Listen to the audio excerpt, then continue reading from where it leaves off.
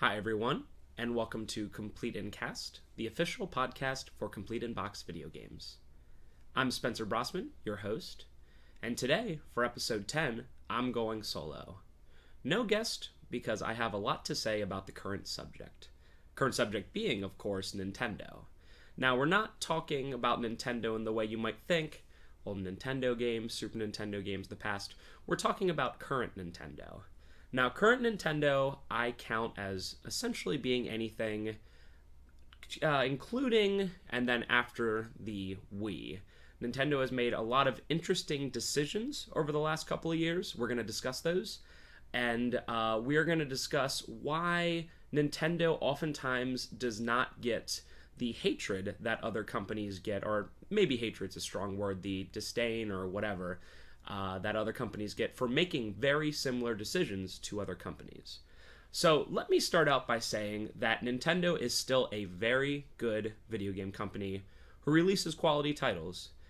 Many of their titles, such as Mario and Pokemon and Zelda, have been going on for years, and almost all of their releases are quality. It's hard to find a mainstream title Pokemon game that is bad, for instance.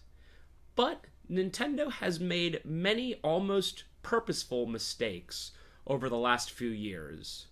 My question during this podcast is, why don't they get the flack that other companies get? So, as a game store owner, I get a different side of Nintendo than you guys do. I would be very interested to hear your side of the story in the comments below. If you've had any interesting recent Nintendo stories as a customer. I'm bringing my expertise as someone who has to deal with Nintendo on a little tiny bit of a higher level. So let's start with one of the most interesting things that Nintendo's done over the past couple years, that being system remodels. If you're familiar with almost any Nintendo system, you're familiar, especially with their handhelds, you're familiar that they like to remodel their systems. So you take something like the Nintendo DS, okay? You have the DS Lite, which was the smaller version of, the original DS.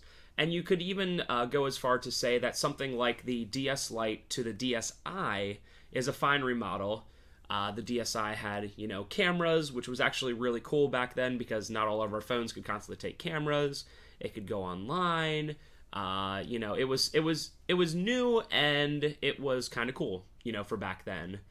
But when something like the 3DS comes out, we already had the Nintendo DSi XL, the XL being the DSi, but double the screen size. Why, in that case, come out with something like the normal size 3DS? Why not just start with the extra large version? Why start with the normal size one that's the same size as the DSi, when it was clear that people in general liked and were looking for the Nintendo DSi XL? Even more so, if we're talking about the Nintendo DSs and 3DSs, the 2DS is a fine remodel. It's a cheaper version of the 3DS, but the name is terrible. It's very hard to explain to people that the Nintendo 2DS is a 3DS, but it plays the 3DS games not in 3D, but it's still essentially the same system. Very difficult to explain to someone who doesn't know what's going on. Speaking of names, the new 3DS might be the worst name in the history of video games. It's extremely tough to explain to someone. First, in my opinion, it doesn't have enough features to command the price tag that it's currently commanding. Generally $80 or so higher than the 3DS XL. But the name, New Nintendo 3DS XL, sounds like an old comedy skit, but we have to specify, are you looking for the new 3DS or the used new 3DS? Because that's its official title, and it is technically a different system. So many times people will say, do you have the new 3DS? Oh, do you want a new of the new 3DS, or do you want a used of the new 3DS? It just sounds weird, and I personally think it's very confusing for both us and customers. The new 3DS has been out for about a year and a half now, and there is only one game that absolutely requires the new Nintendo 3DS to play, that being Xenoblade Chronicles. There are no physically released games that I know of that are coming out that require the new 3DS. It might change, but I don't see anything on the horizon, and I don't know why they would.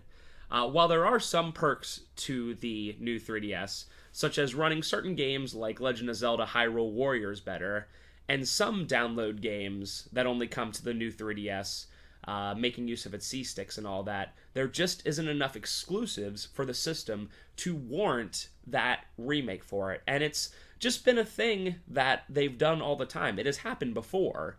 The Nintendo DSi, like I said, it had some features.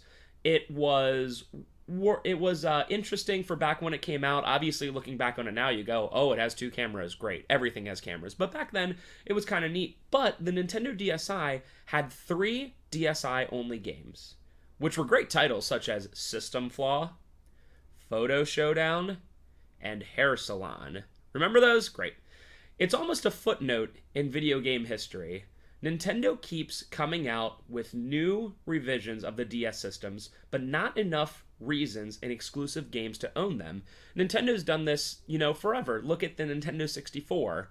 And now we're talking old Nintendo when they were still in their prime and everything, but it's still very confusing to this day for someone, someone goes, why would I want the Nintendo 64 expansion pack system? The expansion pack gave it more memory to be able to play certain games.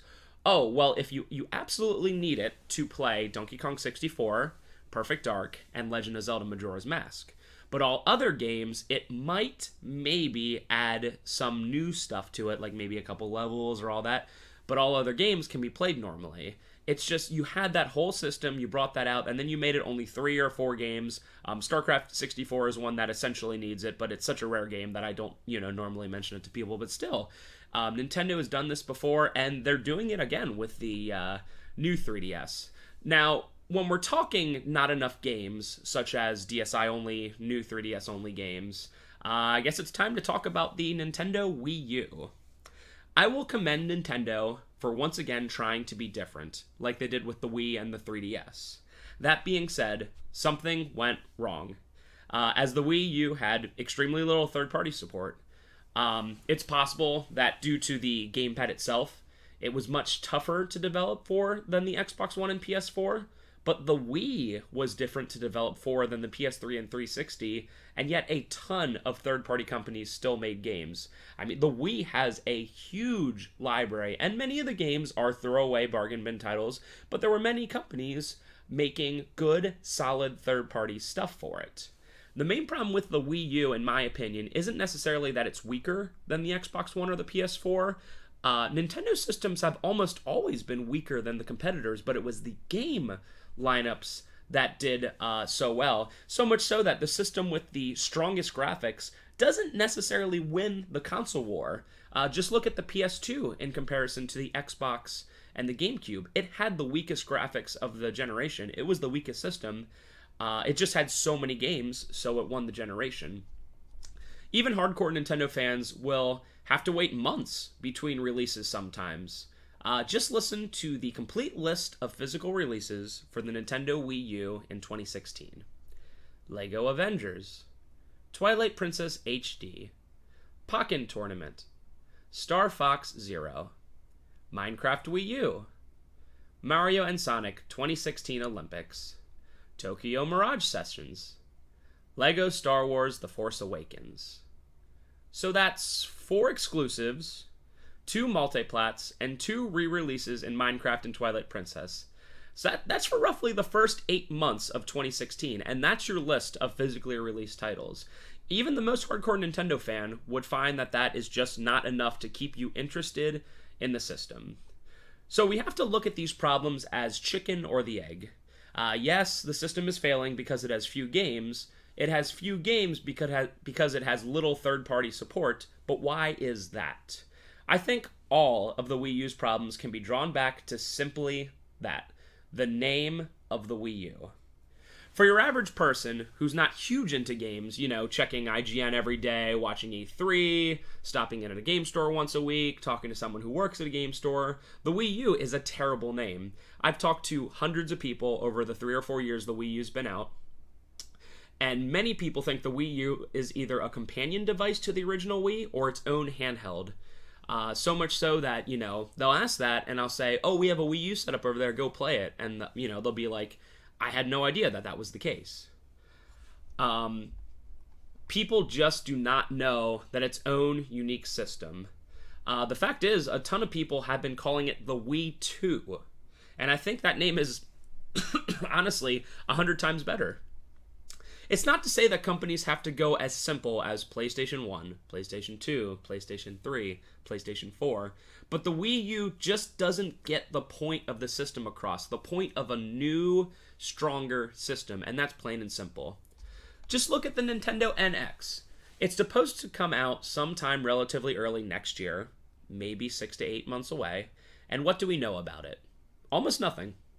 Nintendo didn't even use the great opportunity of E3 in May to showcase the system. How can we get excited about something we know very little about? Especially after the relative failure of the Wii U, you could even say maybe it's a colossal failure depending on how their books look. Why aren't they using every opportunity to show what their systems can do? Especially if they're that relatively close to released. Excuse me. Now, if you are a collector or Nintendo fan in the least, the next part of our discussion will surely grind your gears, and it has for me as well, both from a store owner's perspective and from a collector's perspective. After all, I have to order the stuff to the store before you get it. Yeah, that's right. We're talking about Nintendo and their availability of products. Now, I am certain that most hardcore Nintendo fans have had at least a few times in the past couple years where they had great difficulty in finding a game, a system, or an accessory such as amiibos put out by Nintendo. Some of the biggest examples were the Majora's Mask new 3DS system, the Fire Emblem Special Editions, or most, if honestly not all, amiibos. So there's a general joke when it comes to talking about Nintendo by video game stores, or more broadly, the video game distributors that we use to, get our games from. I just usually write at the end of my emails, sounds like Nintendo. I usually throw that at the end when I hear a certain particularly annoying thing. Oh, by the way, you're not going to be getting this thing. Sounds like Nintendo. Oh, by the way, you had 100 of this game pre-ordered and you're getting 30. Sounds like Nintendo. And etc., etc. Nintendo makes almost everything very difficult for stores, especially small stores like us, to get. Whether it's the newest Pokemon game, which is usually in quantities much less than anticipated, amiibos, which are exclusive to certain stores or not sent to small stores at all, or the special edition systems, which we pretty much guarantee we are not getting on release for those systems. It is always difficult. Let me give you an example. And this is maybe if you have another friend who owns a game store, talk to him about this, see if they have a similar story. Pokemon Alpha and Omega came out in November 2014. Because of my past experiences with Nintendo, I pre-ordered the games through 2 different video game distributors just to make sure I was able to get enough. I had bad experiences before getting less copies than I originally pre-ordered. So to make sure it didn't happen again, I pre-ordered double the amount I would actually need from both the distributors. And you know the end to this story. Lo and behold, the day before game release, I get a call from both the distributors. They were both shortened a ton by Nintendo. Now, don't quote me on the actual numbers because it's been, almost 2 years at this point. But I believe they wanted something like, one of my distributors wanted something like 3,500 copies. And they ended up getting, well, wait for it, put your number in below. They got 350 copies. So they got something like 10% of what they wanted, something around that age. So I ended up getting, just by the grace of those distributors being very, very nice, just enough from both of them. And when I say just enough, I mean just enough to cover our pre-orders because I got about, a third of what I originally wanted. And this is not an uncommon occurrence for Nintendo. Other game companies such as EA and Activision and Microsoft and Sony, they have their own problems. Don't get me wrong on that, but it's never those companies that it's hard to get something from. Madden is coming out in a couple days from now, and I got a large quantity, and I had no problem getting it, and I knew going into the day of release that it wouldn't be a problem because EA will send out as many as my distributor wants, and for the most part, I know it's not going to be a big deal. But with Nintendo, it's something that happens every time. So I have learned my lesson in all this Nintendo stuff. I don't promise any special edition stuff to anybody until it is physically in the store's hands. Nintendo is also known to pull stuff away at the last second. This has happened by other companies before, but nothing like Nintendo, and not as often. Now that's just one story. I've heard many people have difficulty finding certain amiibos, the Majora's Mask 3DS, etc. It's not just small stores either. Many GameStop stores will get shorted. I know that most GameStop stores didn't have any extra non-pre-ordered Majora's Mask 3DS systems. They are oftentimes shorted, though not quite as much as small stores on bigger game releases. They're GameStop. They are the biggest video game only, well, not only anymore, but video game, store in the world. They have like 8,000 stores. And maybe even more, maybe even 10,000 now, and they still get shorted by Nintendo. I honestly just look at this, and I look at it happening in every store, to Walmart, to GameStop, to Complete Inbox, to everywhere, and I try to figure out what it is. I understand catching lightning in a bottle.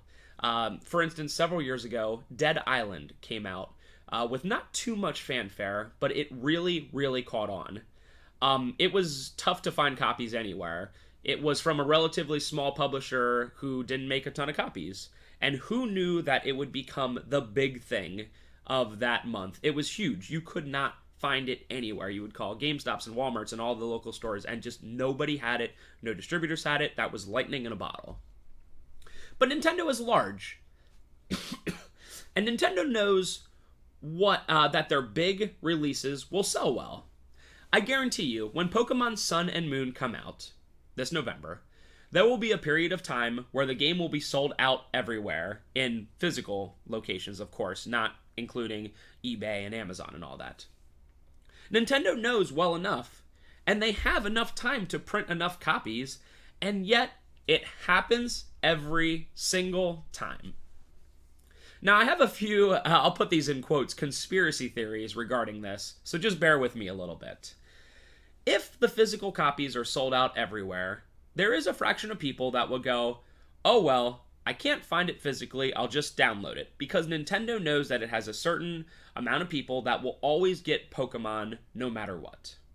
That download, of course, is for the full retail price, but in that circumstance, all of the proceeds go straight to Nintendo. A quicker buck than selling retail copies.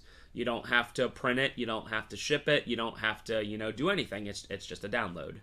So the first couple times that I saw the lack of game copies out there, I thought, no, that's crazy. Nintendo would never purposefully release too few. But after seeing it time and time again for huge releases, I am just honestly not so sure. Again, it needs to be said, Nintendo is still a very good game company. When they do come out with games, although it is increasingly infrequent, they are usually of great quality. They know what their fans want, but they simply do not deliver often enough, have the third-party support, nor make the amount of games and systems necessary to supply demand. I would honestly be all for it if Nintendo became a giant in the console world again, but I believe we need to stop treating them like they can do no wrong. Honestly, the only way to better oneself is by fixing its mistakes. Although it's not looking too promising for the NX right now, I will hold my words until we have more information. Like I said, Nintendo has been doing some stuff well recently. Of most of those 8 Wii U games that came out this year, most of them were pretty well made. They've also done this thing called Nintendo Selects. It's very cool. It's like Greatest Hits. Now, it's nothing, it's not their first idea. Greatest Hits has been around for forever. But Nintendo has long been known for not price dropping games. For instance, Mario Kart for the Nintendo DS came out in 2005, and I still don't think it's price dropped from the original 35. Maybe it is because they're not making DS anymore, but the whole way through the run of the DS, it was 35. And honestly, I can't blame them, because Mario Kart's awesome. It's $35. And how can you go wrong? It's a game that you'll play, quite a bit. But to Nintendo's credit, they've been doing this Nintendo Selects thing. It's $20 new games, and they're actually good, not just like throwaway titles or the third oldest Call of Duty. It's, Legend of Zelda Wind Waker, although it is an HD re-release, is going to be $20 soon. Animal Crossing for the 3DS, quality game, is going to be $20 soon. Pikmin 3, Super Mario 3D World, Donkey Kong Tropical Freeze. There's an NES game collection kind of thing for the Wii U. Those were all brought down to $20. And that's a really good thing. We actually saw that weekend that the Nintendo Select started, we sold probably double the Wii U games that we did in months. Because finally, for this system, you could have these good games. Super Mario 3D World, $20, great, that's awesome. Because normally Nintendo doesn't price drop them. It was just super to see that they were doing that. So I still have belief that, sometimes they know what's going on. But here we are. The NX is coming out, apparently, early next year. The Wii U, I'm not even sure what price it is brand new anymore. We honestly don't even order any more new ones because we have so many used ones. I think it's still $250. It might be $300. The thing is, it should be new for $200, but it's not. It needs to be new for $200, or if they can afford to do it, $150, so they can get it out there so people can go, oh my goodness, it's so much cheaper than, the PS4 and the Xbox One. My kids will love it. It's got good games. That's all true. It's just at this point, it's too expensive. And especially with their new system coming out, especially with this Nintendo Selects, I don't understand why they haven't done it. Maybe it's a financial reason that the Wii U gamepad is too expensive. Maybe they have to put $150 into each system to make it. If that is the case, then I really feel bad for them. But if it's not, they gotta get that system price drop. They gotta get a version out there that's like $150, $200 at the max brand new. Get it out there. People, they'll say, they'll be like, oh, the Wii U is $150 brand new, and I can get Mario, Zelda, Donkey Kong, all this stuff for $20. That would be fantastic. It would be maybe not quite as popular as the 3DS, but you would see a ton more people getting it, a ton more people getting the games. But the way it is right now, $200 used, maybe $250, $300 new for the Wii U, a bunch of $50 and $60 games until this Nintendo Select started. It doesn't make any sense to me. I really do hope that Nintendo will come back and start making comeback. I hope that the NX rocks. It always worries me when we're given very little information, especially so close to release.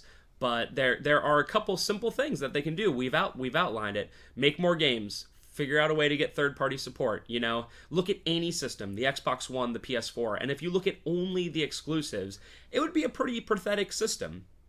So in a way, the fact that Nintendo is able to come out with so much and make a paltry but existing library is fantastic. But everyone needs the third-party support. You need to figure out how to do it. If it's that you need to bite the bullet, or if you need to make it easier for them, or whatever, they need to figure it out and get on that. We all want them to be back, but we have to look at what they're doing, point it out, and hope that in the future, if they start making good decisions like the Nintendo Selects again, that they will, rise to the top, and we'll have a good three-way battle again for the first time in quite a while.